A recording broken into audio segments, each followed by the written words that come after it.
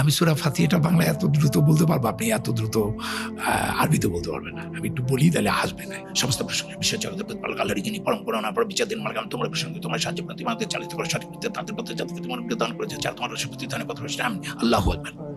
Does it mean what you are doing? ধুমধাম কি আওয়াজ করছি, এগুলো মানি আছে কোনো? কিন্তু সূরা ফাতিহার অনুবাদটা কি? চোখে জল চলে আসে। আমি যদি বলি, বিতাড়িত শয়তানের প্ররোচনা হতে আল্লাহ তাআলার কাছে আশ্রয় প্রার্থনা করছি।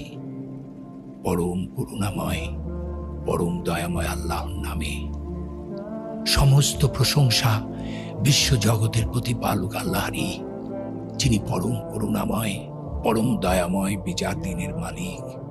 আমরা তোমারই উপাসনা করি, তোমারই সাহায্য প্রার্থনা করি। তুমি আমাদেরকে চালিত করো সঠিক পথে, তাদের পথে যাদেরকে তুমি অনুগ্রহ দান করেছ, যারা তোমার রোষে পতিত হয়নি, পথভ্রষ্ট হয়নি। আমিন। আলহামদুলিল্লাহ। আউযু বিল্লাহি মিনাশ শাইতানির রাজীম। বিসমিল্লাহির রহমানির রহিম।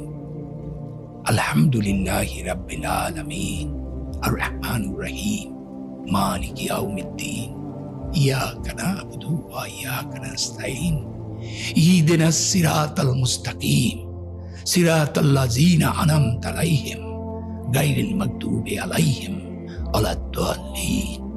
কি সুন্দর! আমি এখন যেটা আরবিতে পড়লাম, আমি প্রত্যেকটা ওয়ার্ড বুঝি, যে কারণে আমি এটা কি।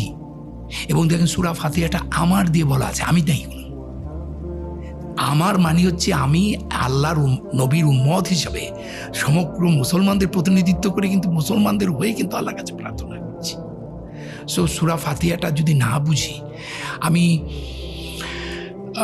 আমার যেটা মনে হয় ভালো অনুবাদগুলো মুখস্থ করা উচিত।